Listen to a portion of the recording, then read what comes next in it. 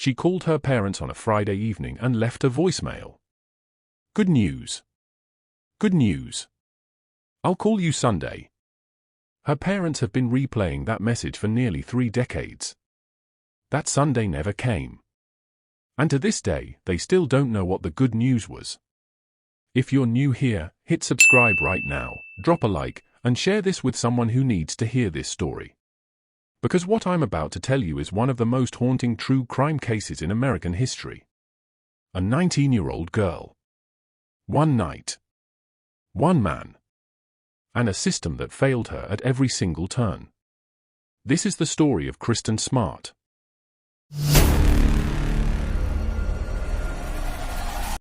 Kristen Smart was 19 years old.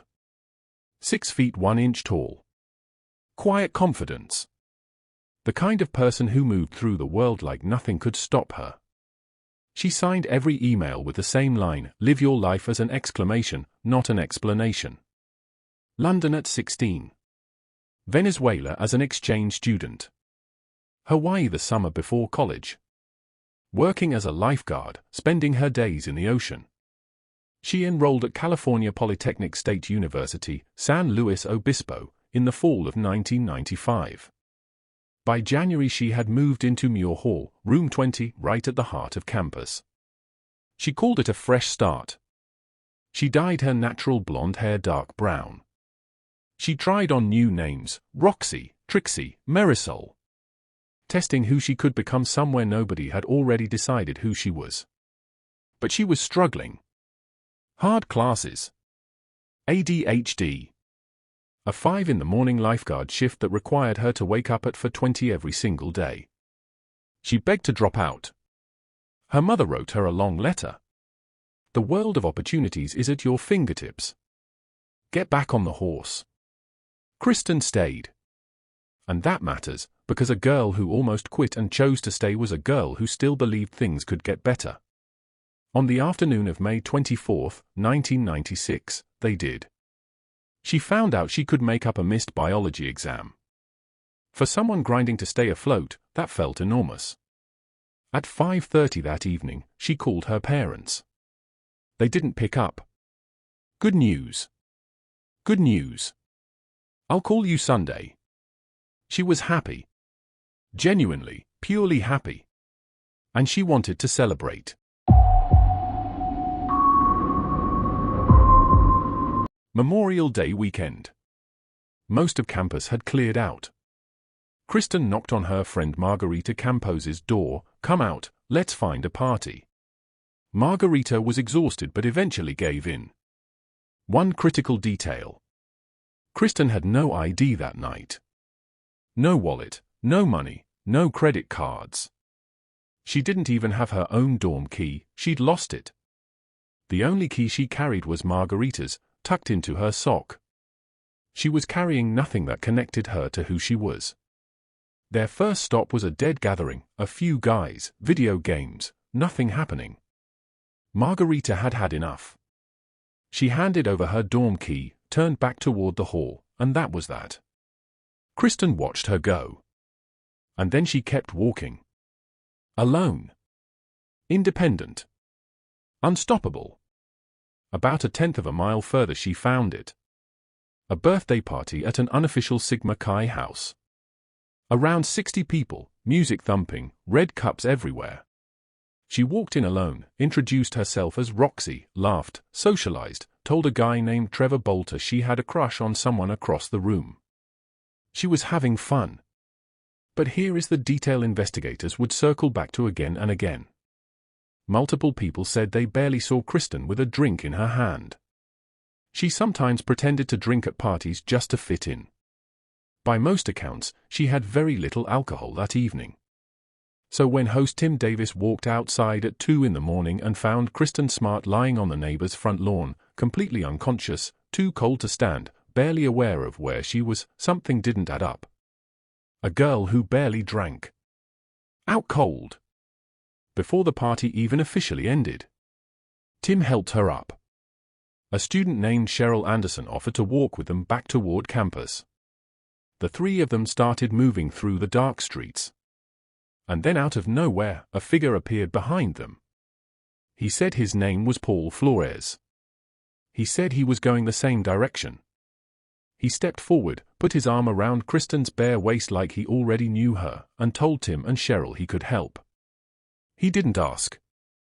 He didn't wait. He just inserted himself. Tim drove home. Cheryl eventually turned off toward her own dorm, but not before noticing how Paul was holding Kristen. Not guiding her the way a helpful stranger would. Arm locked around her waist. Keeping her close. Keeping her moving. Steering her. Cheryl felt uncomfortable enough to stay longer than she planned. When she finally had no choice but to leave, she asked Paul to promise he would get Kristen safely to her room. He promised. Then she watched them disappear down the path together. That image stayed with her for decades. 40 yards. That is the exact distance between Paul Flores's dormitory and the front door of Kristen's building. A walk that takes less than 30 seconds. He never made it. Paul's official story: he walked Kristen as far as his own dorm, watched her walk the remaining 40 yards alone, saw her go inside, went to his room, went to sleep. Clean. Simple. Completely unverifiable. No witnesses. No cameras. Nothing. That same night, Kristen was supposed to return Margarita's key. She never came back. By Sunday the silence wasn't just strange, it was deafening. Friends asked around campus. Has anyone seen her? Every answer was the same. No. On Monday morning they finally called campus police. Campus police refused to take the report. They said Kristen had probably gone somewhere for the long weekend. And then, in a detail almost impossible to absorb, they suggested she might have gone to Hawaii. Because she loved Hawaii. A girl with no packed bags, no clothes taken, no wallet, no ID, no money, had spontaneously booked a flight to Hawaii. That was the official position of campus police. A missing person report was not filed until 4 days after Kristen was last seen alive. For days where Paul Flores moved freely. For days where his dorm room sat unsecured. For days where anything, evidence, clothing, a mattress, could be moved, cleaned, or disposed of without a single officer paying attention. Kristen's father Stan drove down to campus himself. He walked those paths. He put up flyers with his own hands. If anyone was going to find their daughter, it was going to be them. When investigators finally brought Paul in, 6 days after Kristen vanished, they noticed something immediately. Something that had no business being on his face for days after a birthday party. A black eye. Deep. Dark. Obvious. He said basketball. His basketball friends confirmed the black eye was there before the game even started. He changed his story, said he hit his eye on his steering wheel at 2 in the morning removing a car stereo. A man 5 feet 10 inches tall, somehow bruising his own eye on his steering wheel. He also had scratches on the back of his hand and rug burn on both knees. None of it added up. When investigators pointed out the lie, Paul shrugged. Small detail, he said. Didn't matter. But this wasn't a man who made one bad decision on one bad night. This was a man who had been practicing for years. In middle school, Paul attacked another student so violently the boy was hospitalized for an extended period. The court recommended anger management. His parents declined. That was the first time someone looked at what Paul Flores was capable of and chose to look away. By high school he had no friends. Not one. His classmates didn't just ignore him, they actively avoided him. The nickname they gave him, Scary Paul, wasn't a joke. It was a warning pass between them in hallways. He got into Cal Poly not because of his grades, he was failing food science, a D-, but because the university gave preference to local applicants. At college, without the social structure of a hometown to contain him, his behavior escalated. His pattern followed 3 distinct stages. Access, showing up to parties uninvited, not to socialize, but to find someone vulnerable. Pressure, inserting himself physically without asking, following women across rooms when they pushed back. Isolation, separating targets from anyone who might intervene. Women on campus had a name for him long before that night. They called him Chester the Molester. That nickname didn't come from one incident. It came from a pattern so consistent that women had begun warning each other about him as routine. 5 months before Kristen disappeared, Paul had climbed the exterior trellis of an apartment building in the middle of the night and attempted to get onto a female student's balcony. Officers came, told him to get down, sent him home. No charges. No follow-up. This is what hiding in plain sight looks like. When investigators finally searched Paul's home in San Pedro years later, they found a folder on his computer containing videos of at least 10 different women, all unconscious, all filmed without their knowledge. He had been using incapacitating substances to exploit them. The folder had a name. He called it practice. Not a mistake. Not a moment of weakness. Practice. As in he had been rehearsing.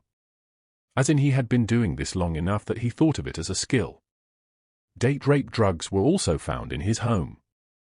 Kristen was not the first. The evidence makes that unmistakably clear. Now here is the geography mistake that cost investigators everything.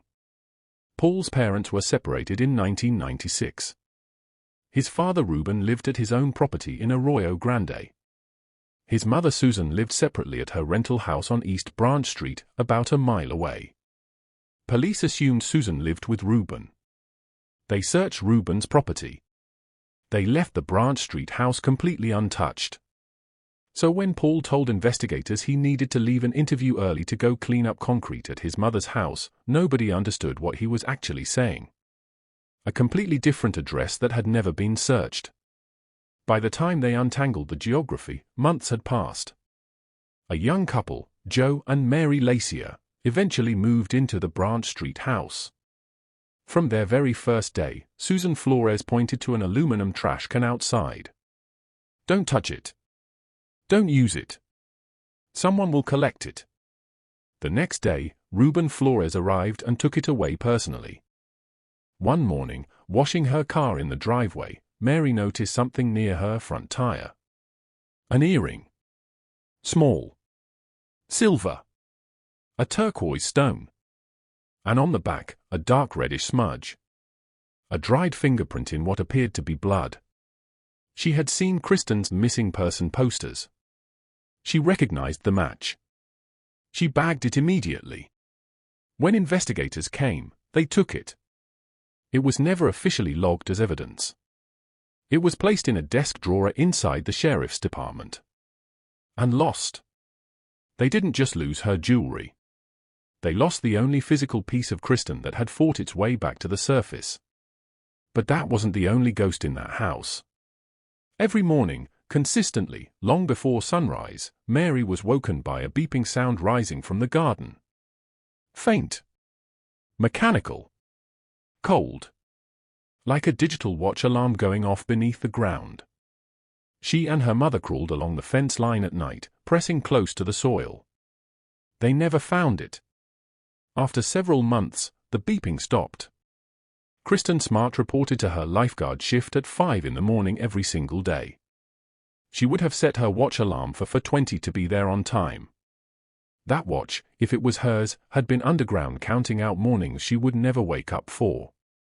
Until the battery ran out. And the garden went silent. In the backyard, Joe Lacier tried to grow flowers in a large planter box.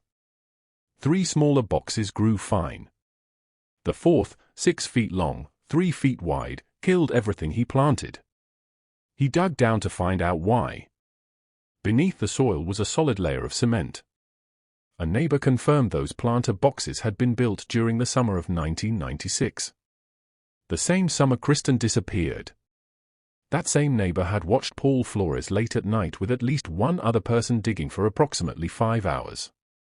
He watched them lower something into a hole. Something wrapped like a rolled carpet. Something so heavy it took 2 men to carry.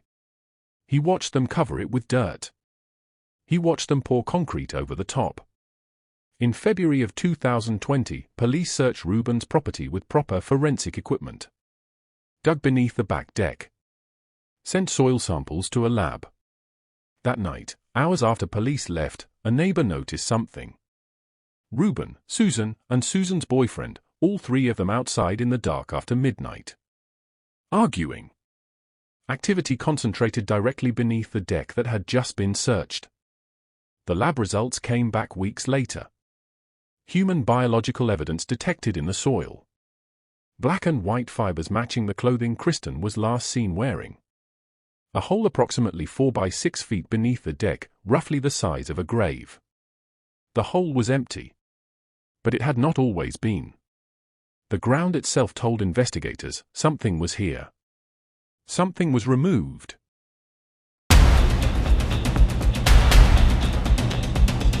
By this point the evidence was strong. The picture was clear. And yet, without a body, prosecutors hesitated. That hesitation would last until one man with no badge, no law degree, and no official authority decided he had waited long enough. Chris Lambert had driven past Kristen's billboard thousands of times growing up 8 miles from Cal Poly. In 2019, working as a CBS News consultant and musician, he finally searched the case properly. What he found wasn't a mystery. It was a verdict the system had refused to deliver. One suspect. 23 years. No arrest. On September 29, 2019, he launched a podcast called Your Own Backyard. He had no subpoena power. He could not compel a single person to speak. What he had was a microphone and one question he kept asking publicly every single week: what actually happened to Kristen Smart? The first episode streamed nearly 75,000 times in a single day. Here is what the system had failed to understand for 23 years. People do not walk into police stations and volunteer information about frightening men. Not when those men are still free. But people will talk to someone not wearing a badge. Chris opened every episode with one clear reminder: the statute of limitations has expired on everything except murder. If you come forward, you will not be charged. That unlocked doors official investigation had never managed to open. One witness was Neil Van Estate, an Australian exchange student who had reported what he saw in 1996. Investigators dismissed his account. For 23 years his testimony sat in a file unread. What he had seen, riding his bicycle back from the university library at 2 in the morning, was 2 people inside a dormitory lobby. A man and a woman. The woman was trying to get away. The man was physically preventing her from leaving. The man approximately 5 feet 10 inches tall. The woman several inches taller. Close to 6 feet. Paul Flores was 5 feet 10. Kristen Smart was 6 feet 1. But the testimony that cracked this case completely open came from a woman named Jennifer Hudson. She had been 17 years old in the summer of 1996, just weeks after Kristen disappeared, when she was at a skate park with a group that included Paul Flores. A radio bulletin came on about the ongoing search for Kristen Smart. Paul Flores turned toward Jennifer. Calm. Almost casual. I was at a party with that girl. I actually was there. And I did it. And I put Kristen under a skate ramp at my parents' house. Jennifer waited for him to laugh. He didn't laugh. He held her gaze with eyes she would later describe in a courtroom as cold and empty. She was 17. She was frightened. She eventually bought a gun, genuinely afraid Paul Flores might decide she knew too much. She carried that secret for 23 years. It was only when she heard Chris Lambert explain that witnesses were protected that she finally made the call. A 17-year-old girl had been sitting on a confession for over 2 decades. Not because she didn't want justice, but because the system had never given her a reason to believe coming forward would lead to anything except danger. Police also obtained a court order to monitor Paul's communications. They captured Susan Flores advising her son, recorded without her knowledge. I need you to listen to everything they say on that podcast so we can punch holes in it wherever we can. A mother not grieving. not urging her son to come forward. Strategizing. This was never just Paul. This was a family that had spent 23 years managing the story together. On April 13, 2021, 25 years after Kristen walked into the dark, law enforcement arrived at two separate addresses simultaneously. Paul Flores arrested in San Pedro. Ruben Flores arrested in Arroyo Grande. Sheriff Ian Parkinson stood before cameras and credited a podcaster by name. Some of that information came to light through the podcast many of you are familiar with. The same institution that lost an earring, that refused to excavate disturbed soil, was now acknowledging that a musician with a microphone had found what 25 years of official investigation had not. October 18, 2022. 26 years, 4 months, and 23 days after Kristen Smart walked into the dark, the clerk read the verdict. Guilty. First-degree murder. Denise Smart reached for her daughter Lindsay. They held each other. Stan sat still for a moment. The way a person sits when something they have waited for so long finally arrives and they are not quite sure how to feel it. Later he stood at a microphone and said the only thing that was true. Without Kristen, there is no joy or happiness in this verdict.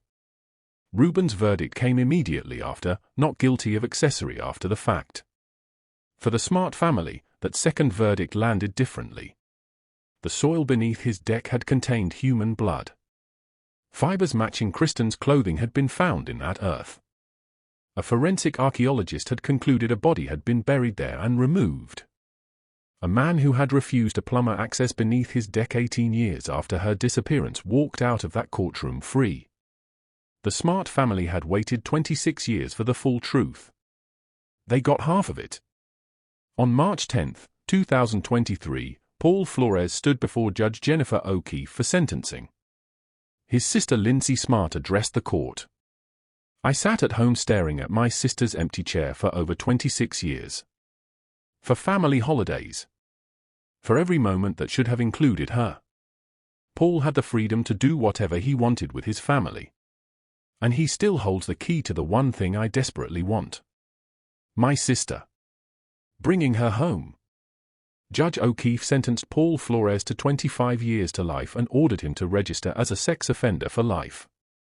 She looked at him and said, "For 25 years you lived free in the community while Kristen's family lived a nightmare. Your predatory behavior has spanned your entire adult life. It is necessary to remove you from society so that you can no longer prey on and victimize women." Paul Flores has never confessed. He has never told the Smart family where Kristen is.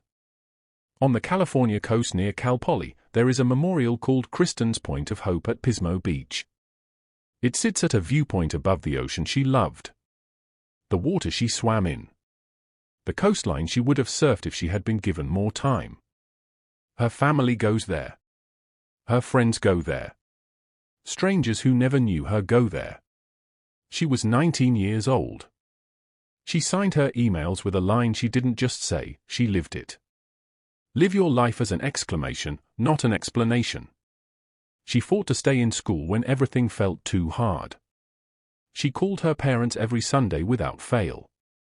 She left a voicemail about good news her family still doesn't fully understand. And she walked into a party alone because she was brave enough to believe that nothing bad would happen to her. She deserved to be right about that. The system finally delivered a verdict. But a verdict is not the same as the truth. And the truth, where Kristen actually is, what her family could finally lay to rest, is still out there somewhere. Paul Flores knows.